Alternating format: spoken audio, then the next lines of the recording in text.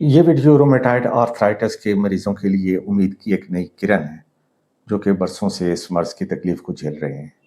और मेरी ये वीडियो मेरे डॉक्टर दोस्तों के लिए भी एक इल्मी चैलेंज है, जो कि अभी तक रिवायती दवाइयों के सहारे इस मर्ज को ठीक करने की कोशिश कर रहे हैं। क्या रोमेटाइड आर्थराइटिस हमारे जिस्म के इम्यून सिस्टम का पागलपन है, या इसके पीछे कोई गहरा मेटाबॉलिक राज भी छुपा हुआ है? आज इसके ऊपर बात करते हैं। मेरा नाम डॉक्टर शहजाद हाशमी। दोस्तों, ये अप्रैल 2026 की बात है कि चाइना की नैनजिंग यूनिवर्सिटी में एक नई तहकीक हुई, और ये तहकीक उस वक्त के मैगजीन इंजीनियरिंग में भी शाये हुई। उसमें एक नया कंसेप्ट पेश किया गया कि एक नया एंजाइम दरियाफ्त हुआ है जिसको ACOT1 कहते हैं, और ये एंजाइम बॉडी में फैटी एसिड की रीऑर्गेनाइजेशन करता है।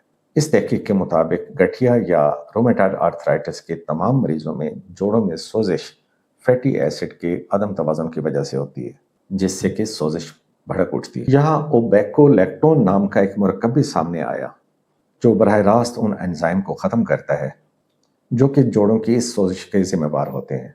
यानी अब इलाज सिर्फ इम्यूनोसप्रेशन से नहीं, बल्कि न्यूट्रिशनल डिजीज़ मॉडिफिकेशन से होगा।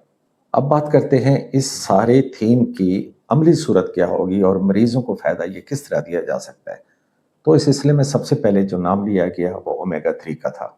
इसकी डोजिंग की बहुत अहमियत है, और 2025 की मेगा एनालिसिस के मुताबिक इसकी आम खुराक काफ़ी नहीं है। ये कहा गया कि खालिस EPA और DHA 2 ग्राम रोज़ाना से लेके 2.7 ग्राम रोज़ाना लेना ज़रूरी है। ये ओमेगा 3 हमारे जिस्म में जाके ऐसे कीमियाई मादे बनाता है जिसको हम रिजॉल्वेंट्स कहते हैं, और ये रिजॉल्वेंट्स हमारे जोड़ों में भड़की हुई आग को ठंडा करते हैं और हड्डियों को घिसने से रोकते हैं। ये अद्वियात का मुतबादल तो नहीं है, लेकिन उन अद्वियात की एफिकेसी को कई गुना ज़्यादा बढ़ाने में मुआविन होते हैं। अब आगे बात आती है एक गोल्डन सिनर्जी की। इस सिलसिले में नाम लिया गया इवनिंग प्रिमरोज ऑयल का। अब यहाँ पे 90% डॉक्टर्स ये समझते हैं कि शायद ये औरतों के अमराज के मुतालिक कोई चीज़ है और इसे पॉलीसिस्टिक ओवेरियन सिंड्रोम वगैरह में दिया जाता है, लेकिन यहाँ पे ये नुकता क्लियर किया गया।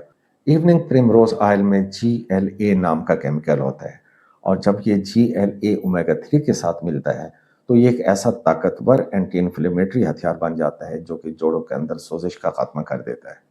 ये तजवीज़ किया गया कि आप ओमेगा 3 ऑयल और इवनिंग प्रिमरोज ऑयल को 2:1 के तनासब से दें, और 12 हफ्ते के रिजल्ट के बाद सोजिश में, और ख़ास तौर पे अर्ली मॉर्निंग स्टिफनेस जो कि रोमेटाइड आर्थराइटिस में होती है, उसके अंदर नुमाया कमी पाई गई, जिसकी वजह से ऐसे मरीजों में जब पेन किलर्स का इस्तेमाल बहुत महदूद हो गया। सिर्फ यही सपोर्ट काफ़ी नहीं, हमें जोड़ों की इस आग को ईंधन देना बंद करना होगा, और इस सिलसिले में ओलिव ऑयल का नाम लिया गया, क्योंकि ओलिव ऑयल में मौजूद ओलियोकैंथोल नाम का मुरक्कब दरअसल एक पेन किलर के तौर पर काम करता है, और इसकी एफिकेसी को ब्रुफेन के लगभग करीब पाया गया है।